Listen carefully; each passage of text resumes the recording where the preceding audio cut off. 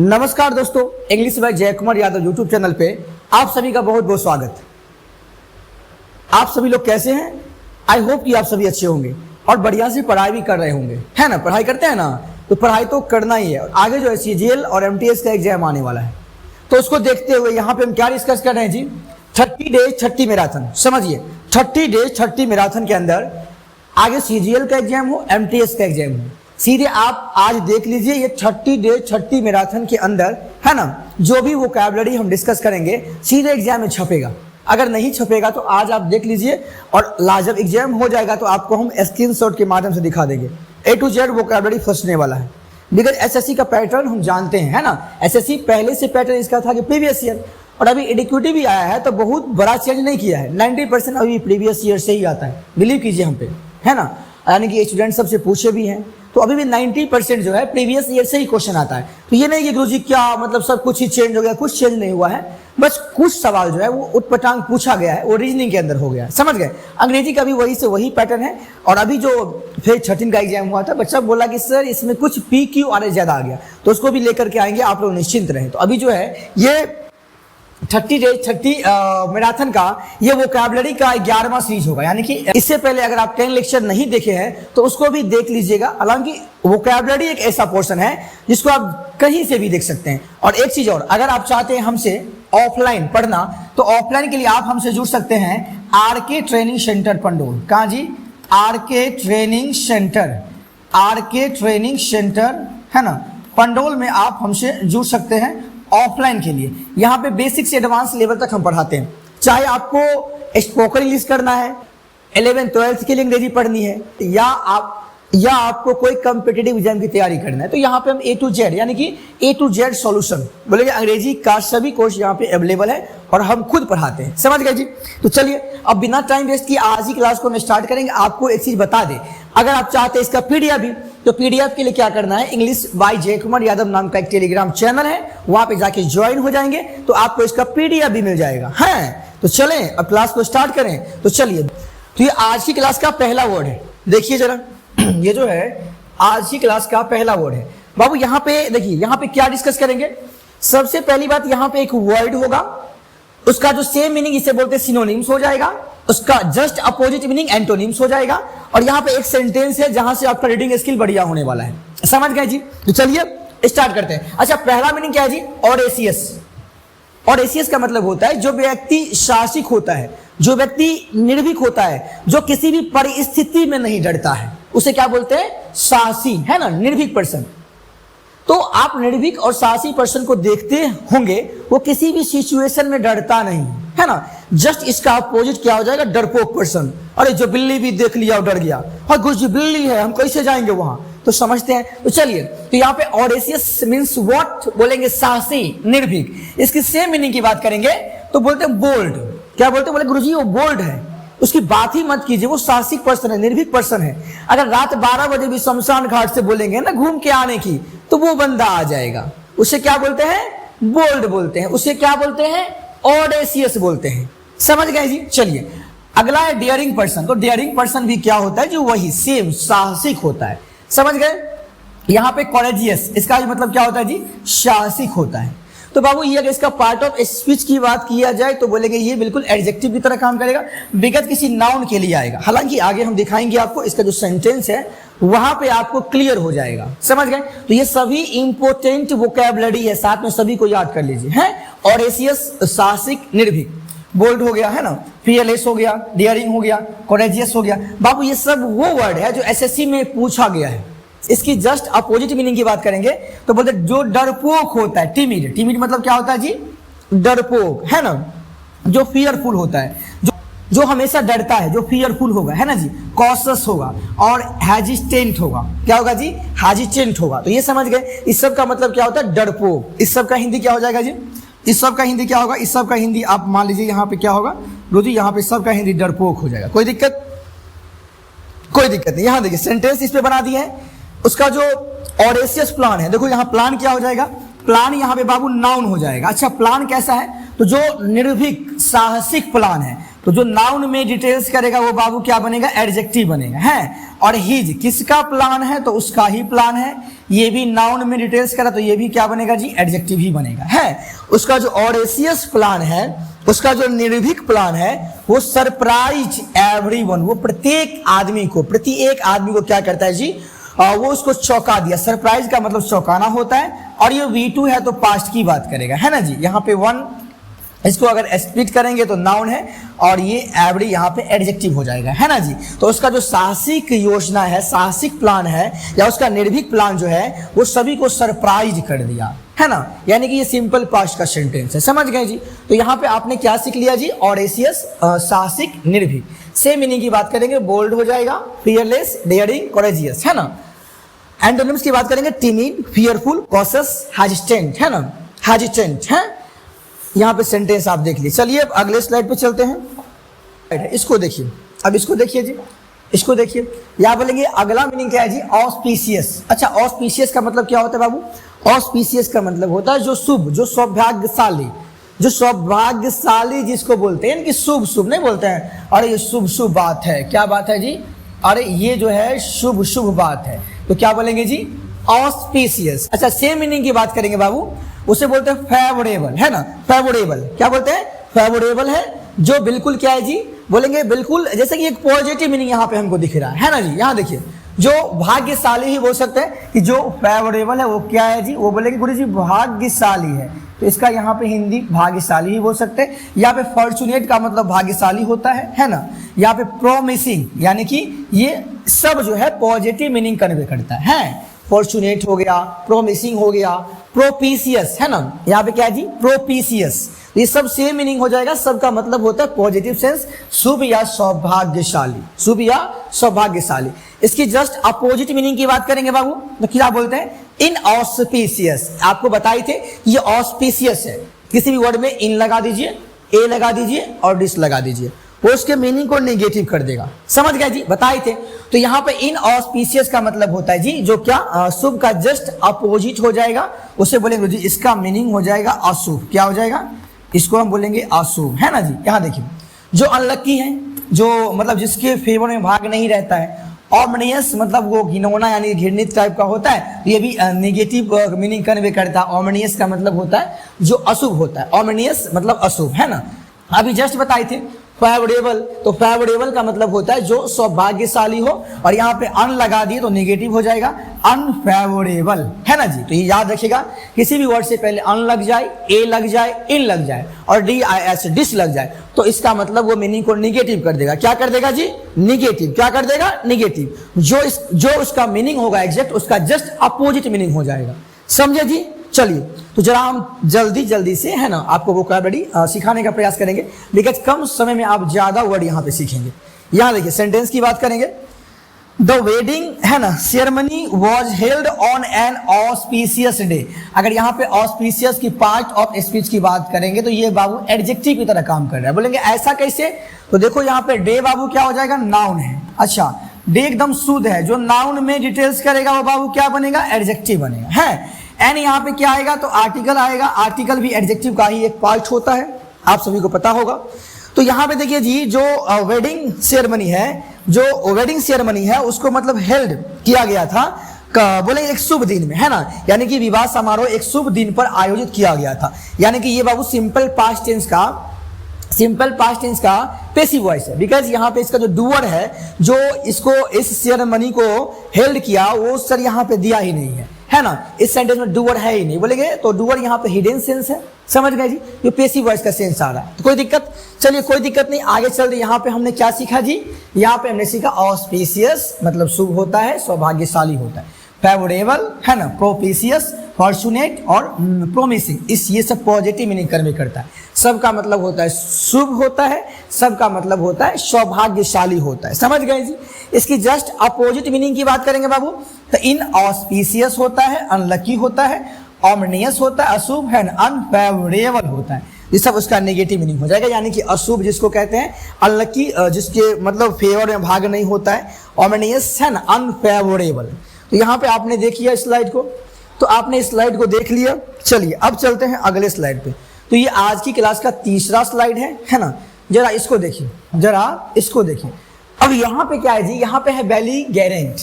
बाबू बेलीगेरेंट का मतलब बताई थी, इसका मतलब बेलिकोज बोल सकते हैं, जो झगड़ालू होता है, जो लड़ाकू होता है, जो युद्ध प्रिय, जिसको युद्ध पसंद होता है। तो क्या बोलेंगे जी, इस पर्सन को ज्यादातर बोल देते हैं कि ये झगड़ालू पर्सन। क्या बोल देते हैं जी, ये झगड़ालू पर्सन है ना। तो बेलीगेरेंट का मतलब क्या होता है, याद करो, बेलीगेरेंट है ना, बेलीगेरेंट क्या होगा जी, झगड़ालू होगा, है ना जी। चलिए, अच्छा, जो इंसान एग्रेसिव होगा, लिसन टू मी, जो इंसान एग्रेसिव होगा वो झगड़ालू होगा। नहीं बोलते अरे सर वो तो बहुत एग्रेसिव है, वो हर मुद्दा पे लड़ जाता है, एग्रेसिव है, उससे हम बात नहीं कर सकते हैं, I can't talk to him because sir वो हर मुद्दा पे गर्म हो जाता है, हमेशा एग्रेसिव बिहेवियर है उसका। तो समझ गए जी, एग्रेसिव का मतलब होता है कि जो लड़ाकू होगा। अच्छा, ये कम्बैटिव, अच्छा कम्बैटिव का मतलब भी क्या होता है, जो लड़ाकू होता है, झगड़ालू होता है। होस्टाइल है, होस्टाइल मतलब, और यहाँ पे है कन्फ्रंटेशनल, कन्फ्रंटेशनल, कन्फ्रंटेशनल, याद है कन्फ्रंटेशनल, इसका ये मतलब क्या होता है जी, झगड़ालू होता है। क्या होता है, झगड़ालू। तो यहाँ पे हमने क्या सीखा, बेलीगेरेंट, एग्रेसिव, कम्बैटिव, होस्टाइल, कन्फ्रंटेशनल, है ना। और एक होता है बेलीगेरेंट, यहाँ पे बेलीगेरेंट लिखा है, बेलिकोज भी होता है ना, वो भी आप याद कर सकते हैं। यहाँ पे जस्ट अपोजिट मीनिंग की बात करेंगे तो जो एकदम शांत है, झगड़ालू का जस्ट अपोजिट, बिल्कुल पीसफुल है। बोले गुरुजी ये फ्रेंडली है, उसको तो मतलब कहीं भी रख दीजिए ना, वो बेचारा एकदम नम्र रहता है। पीसफुल हो गया, फ्रेंडली हो गया, या अपने काम है और जेंटल है। इस सब का मतलब क्या होता है जी, जस्ट एग्रेसिव का अपोजिट मीनिंग, यानी कि जेंटल है, बिल्कुल एकदम नम्र है, शांत है ना, काम हो गया, शांत हो गया, फ्रेंडली पर्सन है, पीसफुल है, ये हो जाएगा। कोई दिक्कत जी, कोई दिक्कत नहीं। यहाँ पे सेंटेंस देखिए, उसका जो बेलीगेरेंट एटीट्यूड है बाबू, यहाँ पे एटीट्यूड क्या हो जाएगा, नाउन। अच्छा, एटीट्यूड कैसा है, जो एग्रेसिव है ना, ये एडजेक्टिव बनेगा, बिकॉज नाउन में डिटेल्स कर रहा है, किसका, उसका अपना, ये भी बाबू यहाँ पे एडजेक्टिव बनेगा, है। तो उसका जो झगड़ालू एटीट्यूड है, उसका जो एग्रेसिव एटीट्यूड है, काउस्ट, यानी काउस्ट मेनी कन्फ्लिक्ट्स, यानी कि वो कारण बनता था, यानी कि क्या जी, कई सारे कन्फ्लिक्ट्स का मतलब क्या होता है जी, ये यहाँ पे नाउन बन जाएगा, और बहुत सारे यहाँ पे ये बन जाएगा एडजेक्टिव, ये मेनी क्या बन जाएगा, एडजेक्टिव। तो उसके जो लड़ाकू रवैये ने कई विवाद खड़े कर दिए, यानी कि रीजन बन गया, है ना। मेनी कन्फ्लिक्ट्स मतलब होता है विवादी होता है ना। तो यह बात आप समझ गए। चलिए, तो यहाँ पे आपने सीखा कि यहाँ बेलीगेरेंट का पार्ट ऑफ स्पीच की बात करेंगे बाबू, तो ये भी क्या हो जाएगा, ये भी एडजेक्टिव ही हो जाएगा। क्या हो जाएगा जी, एडजेक्टिव, है ना। एडजेक्टिव किसके लिए आएगा, तो हमेशा नाउन के लिए आता है, समझ गए जी। तो चलिए, ये आज की क्लास चला जी। B9 क्या बाबू, B9। तो B9 का मतलब क्या होता है, सौम्य, जो बिल्कुल दयालु पर्सन होता है ना, उसे क्या बोलते हैं जी, B9। याद करो पगले, B9 मतलब क्या होगा जी, दयालु, है ना जी। चलिए, अगला क्या है जी, इसका सेम मीनिंग की बात करेंगे, जो जेंटल होता है ना, काइंड होता है, बिल्कुल दयालु है, हार्मलेस होता है, बेनिवोलेंट होता है, जो परोपकारी होता है। यहाँ पे क्या बोल सकते हैं, जो दयालु है, जो परोपकारी है ना जी। कोई दिक्कत नहीं। जो बाबू मैलिग्नेंट होगा, जस्ट इसका अपोजिट, मैलिग्नेंट है, जो बिल्कुल दयालु नहीं होगा, समझ गए जी। हार्मफुल है ना, नुकसानदेह हो जाता है, यानी कि दयालु का जस्ट अपोजिट। क्रूल पर्सन होगा, जो होस्टाइल होगा। होस्टाइल का मतलब क्या होता है जी, शत्रुता है। जो दयालु नहीं होगा वो हमेशा शत्रुता विचार रखेगा अंदर ही अंदर, समझते हैं जी। चलिए, यहाँ पे सेंटेंस दिया है, द डॉक्टर जो है सर एश्योर्ड, यकीन दिलाए थे, डैट द जो ट्यूमर है वॉज B9, वो ट्यूमर कैसा था जी, एकदम सौम्य था, है ना। अब इसका मतलब, ये सौम्य का मतलब क्या है जी, ये ट्यूमर उसका बिल्कुल सौम्य था, है। तो यहाँ पे इसका मीनिंग सौम्य भी होता है, दयालु भी होता है। तो अकॉर्डिंग टू द सिचुएशन आपको इसका मीनिंग देखना है। यहाँ पे बाबू B9 यहाँ पे क्या हो जाएगा, एडजेक्टिव हो जाएगा, है ना। उसका जो ट्यूमर कैसा था, B9, यहाँ पे ये नाउन हो जाएगा, ये आर्टिकल हो जाएगा, देख सकते हैं जी, कोई दिक्कत। चलिए, तो यहाँ पे आपने देख लिया कि B9 का मतलब क्या, दयालु भी होता है, सौम्य भी होता है। जेंटल, काइंड, हार्मलेस, बेनिवोलेंट, उसका just opposite malignant, harmful, cruel, hostile, याद करिए। चलिए आगे चलते हैं अगले स्लाइड पे। तो ये जो है देखिए, यहाँ पे क्या है जी, कैंडिड। अब इसका मतलब क्या होता है जी, बताओ। ये कैंडिड का मतलब होता है खुलकर बोलने वाला, जो स्पष्टवादी पर्सन होता है, किसी भी चीज़ में खुल के बोलेगा। ये नहीं कि मन में कुछ और ऊपर से कुछ और, ये पर्सन नहीं। इसके दिल में जो है वो दिल खोल के बोलेगा, चाहे आप बुरा मानिए चाहे आप अच्छा मानिए। तो ये पर्सन हमको पसंद होते हैं, और हमको ज़्यादा जो खुलकर बोलने वाला होता है, स्पष्टवादी पर्सन होता है। चलिए, जो एकदम फ्रैंक हो बाबू, है ना। जो ऑनेस्ट पर्सन, ईमानदार भी हमेशा फ्रैंक ही होता है, ओपन होता है, ब्लंट होता है। समझ गए जी। तो याद करिए, जो खुलकर बोलेगा उसे कैंडिड बोलते हैं, फ्रैंक, ऑनेस्ट, ओपन, ब्लंट। इसकी जस्ट अपोजिट की बात करेंगे, जो एकदम बेईमान होगा, डिज ऑनेस्ट हो गया, सेक्रेटिव हो गया, जो एकदम गुफ्तगू करने वाला होता है, डिसेप्टिव है ना, डिसेप्टिव हो गया, और रिजर्व है ना, रिजर्व भी होता है, मतलब कम बोलेगा लेकिन अंदर ही अंदर समझ गए कैसा होता है। तो सी गेव अ कैंडिड रिप्लाई, अच्छा उन्होंने दिया, यहाँ पे बाबू कैंडिड, यहाँ पे क्या उन्होंने रिप्लाई दिया, कैसा जी, कैंडिड रिप्लाई टू द ये क्या इंटरव्यूअर, अच्छा उसने जो है साक्षात्कारकर्ता को एक स्पष्टवादी उत्तर दिया। बिल्कुल मतलब वहाँ पे एकदम खुलकर बोलने वाला के सेंस में आता है कि सी गेव अ कैंडिड रिप्लाई दिया, किसको जी, इंटरव्यूअर को, जो भी है जो भी है, खुल के बता दिया कि आप ये यहाँ पे गलती की है, वो की है, नहीं की है, तो खुल के बोलने वाला होता है, स्पष्टवादी होता है, उसे स्पष्टवादी उत्तर दिया। चलिए तो अगले स्लाइड पे चलते हैं बाबू। यहाँ पे देखो क्या लिखा है, यहाँ पे ये भी वर्ड बार बार पूछता है, कैप्रेसियस, याद कर लीजिए, बहुत ही इंपॉर्टेंट है। कैप्रिसियस का मतलब क्या होता है, जो चंचल होता है, जो अस्थिर होता है, जो हमेशा नहीं बोलते हैं चुलबुलिया होता है, उसे क्या बोलते हैं, चंचल, क्या बोलते हैं, अस्थिर। यहाँ पे सेम मीनिंग की बात करेंगे तो बोलेंगे बाबू अनप्रिडिक्टेबल।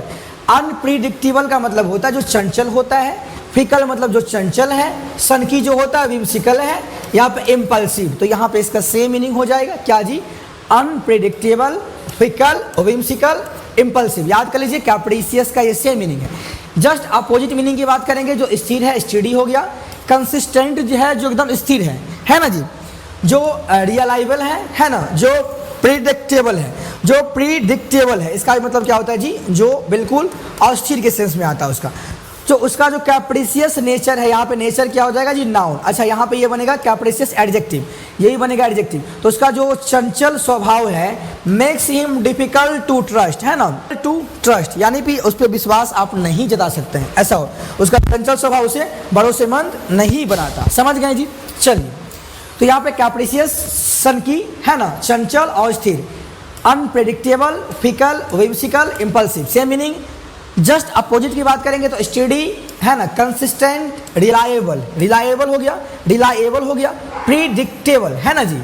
और यहाँ पे सेंटेंस आप देख लिए, उसका चंचल स्वभाव उसे भरोसेमंद नहीं बनाता। आगे देखिए, यहाँ पे जो है अगले स्लाइड पे क्या है, देखिए ये वर्ड क्या है, इसका मतलब क्या होता है जी, क्रॉनिक। जो क्रॉनिक होगा बाबू उसे क्या बोलते हैं, दीर्घकालिक, जो पुराना नहीं बोलते बाबू, ये क्रॉनिक डिजीज है। तो क्रॉनिक डिजीज का मतलब ये पुराना डिजीज है, ये जो है बिल्कुल क्रॉनिक है। तो यहाँ पे क्या बोलेंगे, जो परसिस्टेंट है, जो लॉन्ग टर्म से है, जो कंस्टेंट है, लगातार है, जो यहाँ पे लिंगरिंग है ना जी। तो इस सब का मतलब क्या होता है जी, जो दीर्घकालीन होता है, पुराना होता है। जस्ट अपोजिट मीनिंग देख लो बाबू, यहाँ पे जो टेम्पोररी है, क्षणिक है ना जी। जो शॉर्ट टर्म हो गया, अक्यूट है, एक तो अक्यूट। अब यहाँ पे ओकेजनल है जी, ये जस्ट इसका अपोजिट हो जाएगा। तो यहाँ देखिए, वह सफ़र करता है फ्रॉम क्रॉनिक बैक पेन, यानी कि उसका जो बैक पेन है वो क्या है जी, बहुत ही क्रॉनिक है, दीर्घकालिक है। तो वह दीर्घकालिक पीठ दर्द से पीड़ित है। यहाँ पे पेन नाउन बनेगा, बैक यहाँ पे एडजेक्टिव बनेगा, बिकॉज पेन किसका है, बैक का। क्रॉनिक भी क्या बनेगा, यहाँ पे एडजेक्टिव ही बनेगा, ये भी एडजेक्टिव की तरह, बिकॉज ये नाउन में डिटेल्स कर रहा है। ये फ्रॉम यहाँ पे प्रीपोजिशन होगा, तो आगे इसका यहाँ पे नाउन ऑब्जेक्ट दिया है, पेन है ना। ये V5 है, ये सब्जेक्ट है, तो ये प्रेजेंट इंडेफिनिट टेंस का सेंटेंस आपको हम दिखा दी। चलिए आगे चलते हैं, और यहाँ पे देखिए है ना, ये देखिए, इसको देखिए, यहाँ पे क्या है जी, इसको देखिए, कोहेरेंट। इसका मतलब क्या होता है जी, कोहेरेंट। देखिए कोहेरेंट का मतलब क्या होता है, जो स्पष्ट होता है, जो सुसंगत होता है, उसे क्या बोलते हैं जी, कोहेरेंट है ना।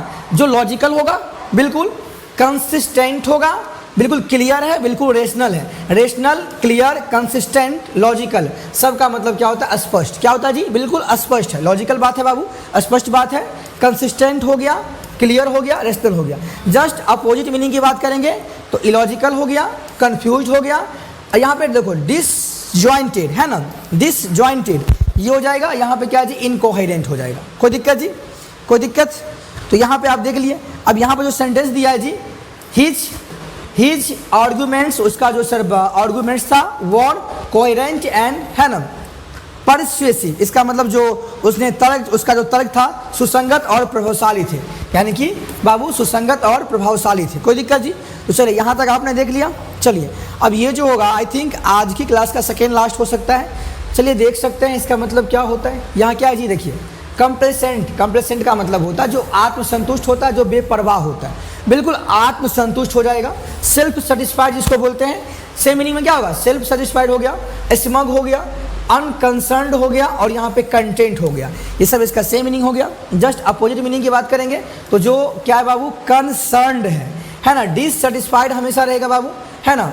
एम्बिचुअस हो गया, एंजियस यानी कि जो हमेशा चिंतित रहेगा, है ना। ही बिकेम कंप्लेसेंट, है ना, ही बिकेम वो बन गया कंप्लेसेंट आफ्टर अचीवमेंट सक्सेस, यानी कि आफ्टर अचीविंग सक्सेस, यानी कि देख लो सफलता प्राप्त करने के बाद वो आत्मसंतुष्ट हो गया, वो बन गया क्या जी, आत्मसंतुष्ट आफ्टर अचीविंग सक्सेस।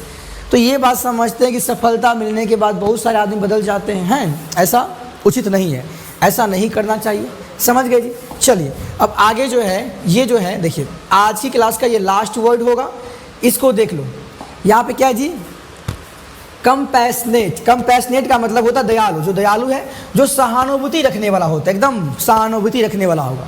इसकी सेम मीनिंग काइंड हो जाएगा, है ना, साइम्पैथेटिक हो जाएगा, यहाँ पे केयरिंग हो जाएगा और यहाँ पे मर्सीफुल हो जाएगा। मर्सीफुल का मतलब जो सहानुभूति रखने वाला होता है, दयालु होता है। तो याद कर लीजिए कंपैशनेट का मतलब क्या होगा, दयालु। सेम मीनिंग काइंड, साइम्पैथेटिक, केयरिंग और मर्सीफुल। जस्ट अपोजिट मीनिंग की बात करेंगे बाबू तो क्या, जो क्रूल है, जो हार्श है, जो अनकाइंड हो गया, है ना, काइंड में अन लग गया तो नेगेटिव हो जाएगा। जो अनसाइम्पैथेटिक, हम क्या बताए थे यहाँ पे साइम्पैथेटिक, है ना, इसमें अन लगा दिए तो इसका नेगेटिव मीनिंग हो जाएगा। अभी जस्ट बताया कि अन हो जाएगा, ए हो जाएगा, इन हो जाएगा, है ना। कई बार ऑप्शन में अगर ये सेम मीनिंग दिया है, इसका नेगेटिव पूछ लिया, इसका एंटोनिम्स पूछ लिया, वहाँ पे अन लगा दिया है, इन लगा दिया, ए लगा दिया, तो आप यहाँ पे आराम से आंसर मार सकते हैं, है ना। बिकॉज ये ऐसा प्रीफिक्स है जो किसी वर्ड से पहले आकर के उसका मीनिंग नेगेटिव कर देता है। समझ गए जी। चलिए तो बाबू यहाँ पे जो नर्स है, वॉच कंपैशंस टुवार्ड्स द, यहाँ पे एल्डरली पेशेंट्स, यानी कि नर्स बुजुर्ग मरीजों के लिए प्रति दयालु थे, है ना। जो नर्स है वाज क्या जी, कंपैशन टुवार्ड्स, किसके प्रति बाबू, तो बोलेंगे जो एल्डरली पेशेंट है उसके प्रति क्या थे जी, बहुत ही दयालु थी। तो आज की क्लास का जो है ये लास्ट वर्ड था, है ना जी। तो इसी के साथ हम आज की लेक्चर को यहीं पे समाप्त करते हैं। अगर आपको ये लेक्चर अच्छा लगा तो लाइक कर दीजिए और चैनल पे नए हैं तो बिल्कुल सब्सक्राइब कर लीजिए, ताकि आगे अब इस तरह का लेक्चर आता ही रहेगा। और बढ़िया से पढ़ाई लिखाई करिए। बाय बाय दोस्तों एंड टेक केयर। तो चलते हैं।